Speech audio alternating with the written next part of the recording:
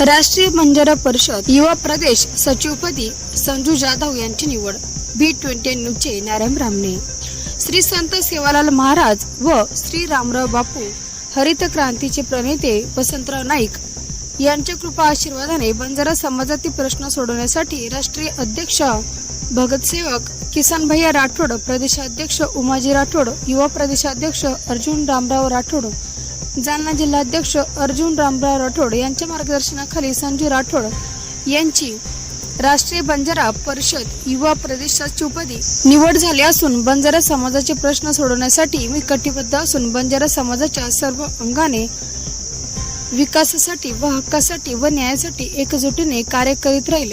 युवा सचिवपदी निवड झाल्यामुळे अनेकांनी त्यांचे स्वागत केले, तसेच समाज बांधव यांनी फोनद्वारे त्यांचे अभिनंदन केले।